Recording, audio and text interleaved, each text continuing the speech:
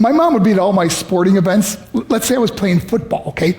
My mother would be on the sidelines, and if the play on the field started going one way, my mother would run along like, Mark, get him, get him. I'd be like, oh my gosh. I'd get in the huddle with the other guys. They go, Mark, is that your mother? I go, no, I never saw her before in my life. See, the greatest gift my mother ever gave me, she believed in me. I have overdosed on drugs on 3 occasions where I should have been dead. But I believe I was kept here for a reason. You show me your friends, I will show you your future. How do I know this?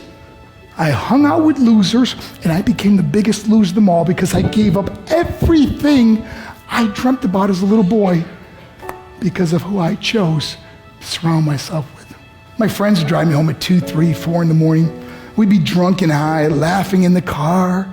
We'd pull up in front of my house in New York. They go, Mark, the light's on. I go, oh man, my mother's up. See, my mom wouldn't go to bed until she knew her son was still alive. I'd walk in, she'd say, hi, Mark, how was your night? I go, it was good, Mom, I'm just gonna go to bed. She goes, can I talk to you for a minute? I go, Mom, I'm tired, I'm just gonna go to bed. She goes, Mark, I haven't seen you all day and all night. Can I please talk to you? I said, man, just leave me alone. You bug me. I'd slam my bedroom door on the one person who believed in me. I was on a worldwide tour and we were wrestling overseas in Japan. After my wrestling match, I went upstairs to my hotel room and I fell asleep. There was a knock at my door at 3 o'clock in the morning. I got out of bed and I looked through the safety window and I could see it was a Japanese promoter.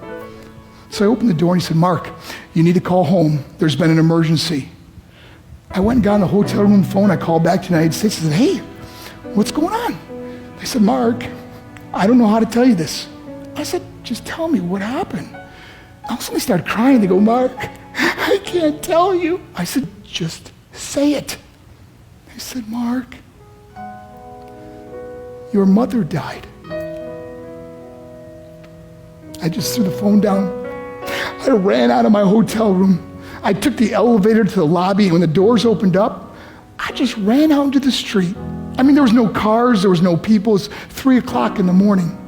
And I walked down the middle of a street in Hiroshima, Japan, and I remember looking up and just saying, Mom, I am so sorry. I flew home for her funeral, and I was so nervous to walk up to her casket, so I just stood way in the back. And I kept looking from a distance. I kept thinking to myself, Mom, please wake up. Please get up. And then I finally got the nerve to walk up to her. And as I got closer, I could see my mom for the first time. I mean, she was so beautiful. She was dressed in white. I mean, she looked like an angel. And I just stood over and I said, Mom, you are my hero. Everything I am, everything I hope to be was because of you. You loved me so much. You gave me a life. You're the only one that ever believed in me. How did I repay her?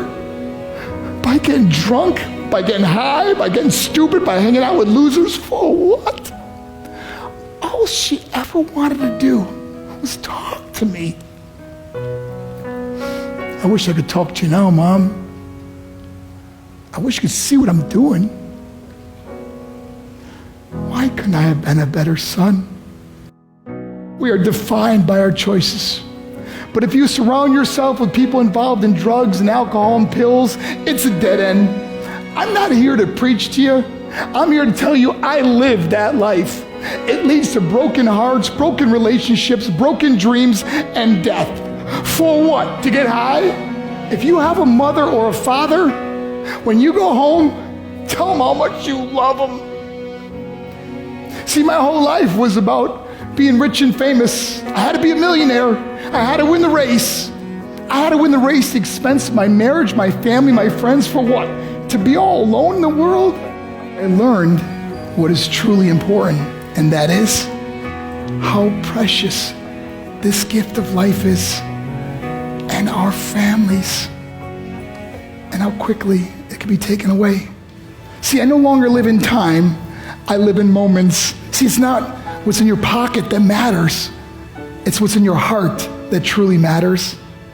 Love Love is just a word until somebody comes along and gives it meaning. You're the meaning.